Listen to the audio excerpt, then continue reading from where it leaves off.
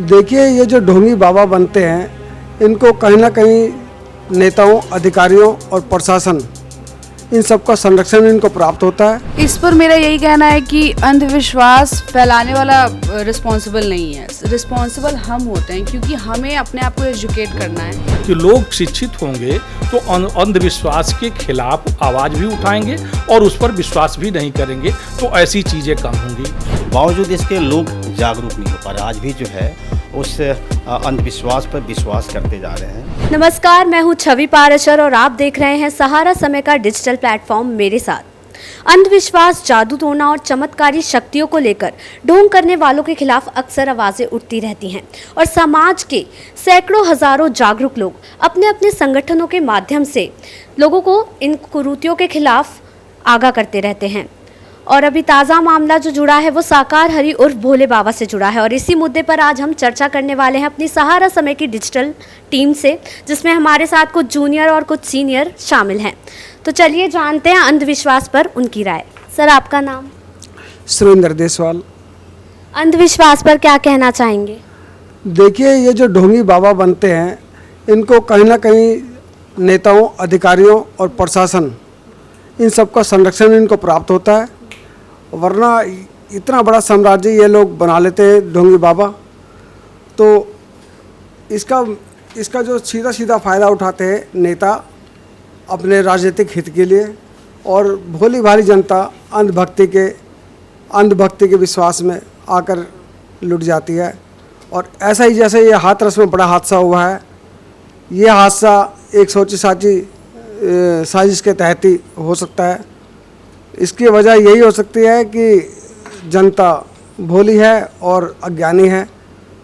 ज़्यादातर से पढ़े लिखे और समझदार लोग कम जाते हैं, केवल वही जाते हैं जो चमत्कार का, अपनी समस्या को लेकर चमत्कार की उम्मीद से कि भाई हमारी समस्या का समाधान निकल जाएगा, परंतु ऐसा होता हुआ नहीं होता कहीं भी। लेकिन फिर भी जनता और अंधविश्वास में डूबे लोग इस झांसे में फंस जाते हैं, तो इसी कारण जो है ऐसे हादसे होते रहते हैं।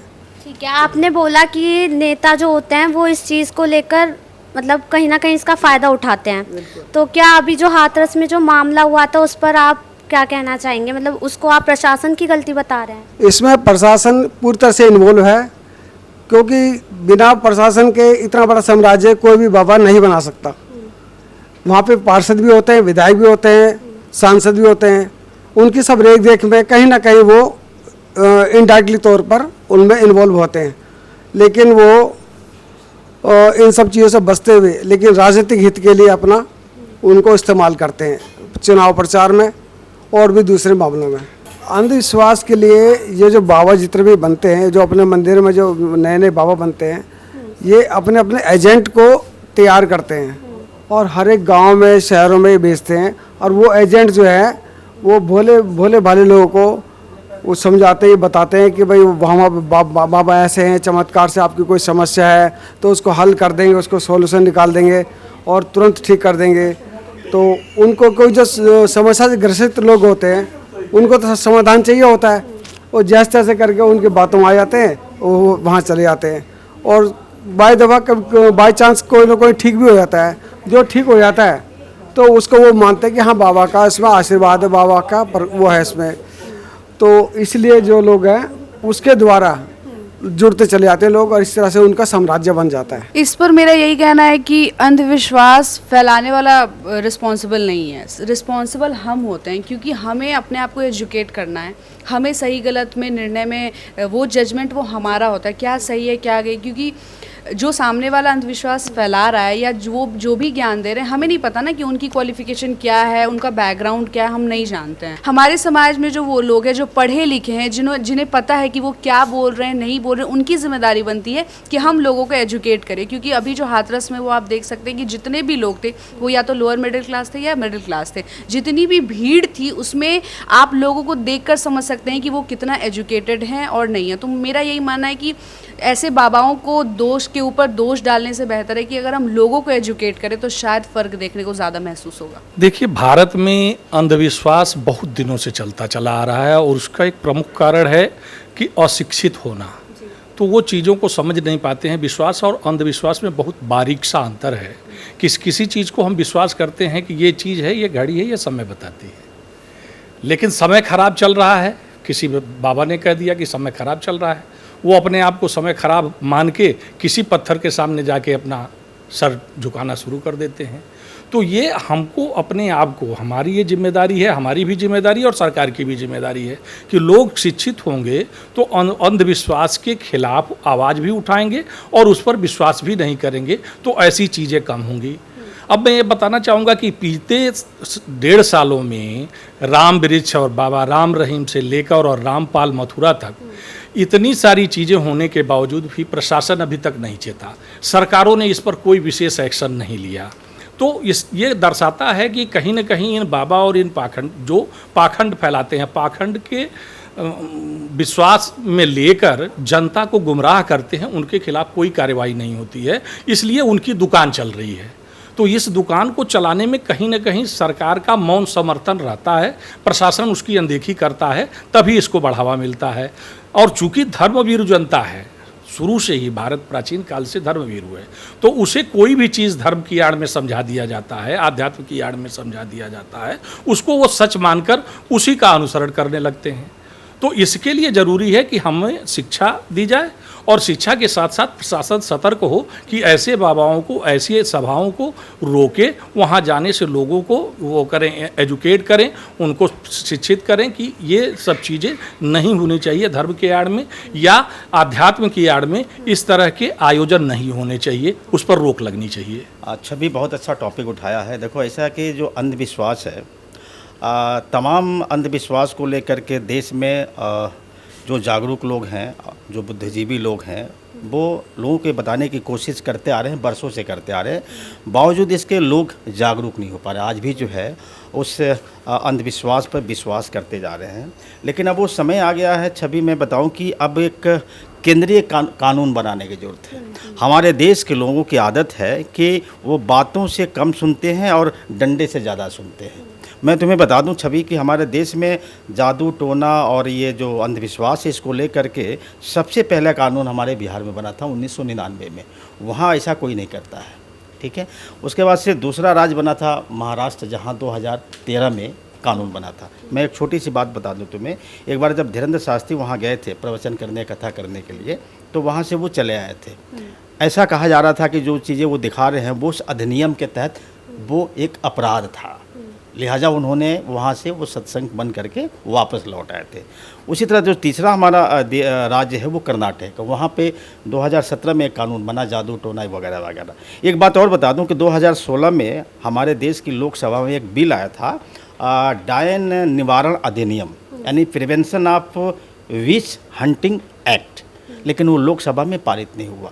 तो कुल मिला के मैं कहना ये चाह रहा हूँ कि इन अंधविश्वासों को लेकर के अब बाबा दिखाता है, अभी जो बाबा जिनकी बात हम लोग कर रहे हैं, वो बाबा अपने हाथ में चक्र दिखा देता है। वो चक्र कहाँ से आ जाएगा भाई? अपने हाथों में त्रिशूल दिखा देता है। तो ये सब क्या है? ये सब पाखंड है, ये ढोंग है। कई बाबा होते हैं जो आग लगा देते हैं, ये सब साइंटिफिक चीज़ें हैं। लेकिन मैं तुम्हें एक बात और बता दूं, मजे के बाद, हमारा देश ऐसा है जहाँ पर ये चीज़ें होती रही हैं। एक चीज़ मेंशन करूं, एक बहुत बड़े साइंटिस्ट हमारे हुए आइंस्टीन साहब, उन्होंने एक थ्योरी दी थी, हाफ MC², यानी matter can change into light, matter can change into light, but light can not be change into matter. Light से कोई मैटर बन सकता है, लेकिन बनता था। मैं तुम्हें बता दूं कि हम उस धरती के रहने वाले लोग हैं। पहले ऋषि मुनि करते थे ऐसे, और हाथों में क्या आता था? तलवार, कटार। वो शक्ति थी, वो साइंस था। तो अभी हम वहाँ पहुँचे नहीं। अब जो 2 करोड़ की 4 करोड़ की गाड़ियों में घूम रहा है, तो वो जो पहले वाले ऋषि मुनि करते थे, वो बरसों की उनकी साधना थी, तपस्या थी, वो पाते थे, शक्ति होती थी। लेकिन ये जो आज बाबा हैं, जो भौतिक सुख सुविधाओं में रह रहे हैं, वो ये चमत्कार कर सकते हैं। इनसे उम्मीद है चमत्कार करने की? कुछ नहीं, सिर्फ ढोंगे पाखंडे। तो अब कुल मिलाकर के हमारे देश में, जैसे भारत के 3 राज्यों ने कानून बनाया है जादू टोना को लेकर, अंधविश्वास को लेकर के, एक केंद्रीय कानून बनाने की ज़रूरत है। और वह केंद्रीय कानून अगर बन गया तो ये बाबा ऐसे जो चमत्कार दिखा रहे हैं ना, चूँकि उस कानून के दायरे में आ जाएंगे, और जब कानून के दायरे में आ जाएंगे तो उनके खिलाफ उस कानून के तहत मुकदमे भी दर्ज होंगे और वो बाबा गिरफ्तार होंगे। अब ये बाबा मान लो गिरफ्तार हो गया, जो बाबा जिसका तुम जिक्र कर रही हो, हाथरस वाले जो भी बाबा हैं, शिव हरि भोले बाबा, पता नहीं कहाँ कहाँ से नाम ले लिया। अब इसके खिलाफ हमारे उत्तर प्रदेश में क्या सज़ा मिलेगी? इसको कानून ही नहीं है। लेकिन ये महाराष्ट्र में होता तो इसको सज़ा मिल जाती, जेल में जाता। कर्नाटक में होता तो इसको सज़ा मिल जाती, बिहार में होता तो सज़ा मिल जाती। तो कुल मिलाकर मैं ये कहना चाहता हूँ इस तुम्हारे इस प्रोग्राम के जरिए कि अब देश में इन अंधविश्वासों को लेकर के एक केंद्रीय कानून बनाने की सख्त आवश्यकता है, क्योंकि हमारे देश के जो तथाकथित जो लोग हैं, जो आज भी इन चमत्कारों को सही मान करके उनके पीछे भाग रहे हैं, जैसे शाही जी ने कहा कि शिक्षा अशिक्षित है, ये तो बिल्कुल सही बात है कि, लेकिन दुर्भाग्य इस बात का है कि बहुत पढ़े लिखे लोग भी इन बाबाओं के चक्कर में पड़ जाते हैं, इन बाबाओं पे विश्वास करते हैं। पढ़े लिखे लोगों की संख्या भी कम नहीं है, लेकिन तो मैं ये कहना चाह रहा हूँ कि अब एक समय आ गया है कि एक केंद्रीय कानून बने और उस कानून के तहत जब ऐसे बाबाओं को पुलिस उठा के जेल में बंद करेगी, सज़ा देगी, तो मुझे लगता है कि ये जो इन पाखंडियों पर जो विश्वास लोग कर रहे हैं वो शायद डर के मारे नहीं कर पाएंगे, क्योंकि बाबा वो चमत्कार दिखाने की हिमाकत ही नहीं करेंगे। सर, आपने अभी बोला था कि प्रशासन जो है वो कोई कार्यवाही नहीं कर रहे हैं, प्रशासन इस मामले को लेकर कोई कार्यवाही नहीं कर रहा और 121 लोगों की मौत भी हो गई है। तो क्या लगता है, अभी कल रात ही बाबा फरार मिले, उनके घर पर छापेमारी हुई थी, तो ये कार्यवाही सिर्फ दिखावा है? छवि देखो, मैंने क्या कहा कि अगर बाबा प्रशासन या पुलिस चलो बाबा को पकड़ भी लेती है तो बाबा को किस धारा के तहत, देखो हमारे किसी को भी पुलिस अगर गिरफ्तार करती है ना तो कोई ना कोई एक्ट लगता है, और अब तो 3 हमारे कानून भी आ गए। तो अब सवाल ये कि उसके खिलाफ जब कोई वो जो कर रहा है, जो पाखंड दिखा रहा है, सो कॉल्ड चमत्कार वो जो कर रहा है, उसको रोकने के लिए हमारा कोई कानून नहीं है ना, तो पुलिस किस कानून के तहत उसको जेल में बंद करेगी? किस कानून के तहत जेल में बंद करेगी? मान लो बाबा को पुलिस पकड़ भी लेती है तो बाबा पर कैसे सिद्ध करेगी, कैसे कह सकते हैं कि बाबा नहीं 121 लोगों का हत्यारा बाबा ही है? हाँ भाई, उसके आयोजक जो थे, जिन्होंने आयोजन किया था, बाबा फर्ज करो हमारे टीम कोई कार्यक्रम यहाँ होता है तो हमारे जो ऑनर हैं, जो मालिक हैं, तम्बू टेंट लगवाने की जिम्मेदारी व्यवस्था वो तो नहीं करते ना। मान लो हम जैसे लोगों को जिम्मेदारी दी जाती है, आप जैसे लोगों को जिम्मेदारी दी जाती है, और हमने जो है वो जिम्मेदारी निभाई नहीं, तो जो आयोजक थे उन्होंने एक तो गलत संख्या बता करके वहाँ अनुमति ली, पहुँचे 2.5 लाख, बताया 80,000, और दूसरे में मान लो 2.5 लाख पहुँच भी गया, वो कार्यक्रम हमेशा होता रहा है। तो पुलिस और प्रशासन को पता है कितनी भीड़ होती है, लेकिन उन्होंने इस तरह का वहाँ कोई इंतजाम किया नहीं। लेकिन कुल मिलाकर के पुलिस अगर इंतजाम करेगी भी तो पुलिस और प्रशासन, लोग आज पुलिस और प्रशासन को दोष दे रहे हैं, लेकिन मैं मानता हूँ कि ये जब तक ये अंधभक्त ऐसे बने रहेंगे ना, पुलिस क्या कर लेगी? पुलिस डंडे तो नहीं बरसाएगी ना। बाबाओं के पीछे ऐसे भागते हैं जैसे लगता है बाबा का चरण छू लेंगे, बाबा का पैर पकड़ लेंगे, बाबा के पैर की धूल माथे पर लगा लेंगे तो उनकी किस्मत चमक जाएगी, उनके बच्चों का भविष्य संवर जाएगा, उनकी कोठी बन जाएगी। तो ये सब कुछ नहीं है। और रही बात की, देखो घटनाएं होने के बाद से प्रशासन पुलिस तो जागरूक होती है, एक आम प्रक्रिया है, 2, 4, 5, 10 दिन 20 दिन में सब लोग भूल जाएंगे, जैसा कि हमारे देश में बाकी घटनाओं को लोग भूल जाते हैं। तो चलिए, इसी के साथ हमने जानी अपनी सहारा समय की डिजिटल टीम की राय अंधविश्वास पर। अब ऐसे में देखना होगा क्या प्रशासन अभी हाल फिलहाल के मामले पर, हरि बाबा भोले बाबा के मामले पर कोई कार्यवाही करती है, या और मामलों की तरह यही मामला भी ऐसे ही दब कर रह जाएगा। देश दुनिया की ऐसी ही तमाम खबरों के लिए देखते रहें सहारा समय का डिजिटल प्लेटफॉर्म समय डिजिटल।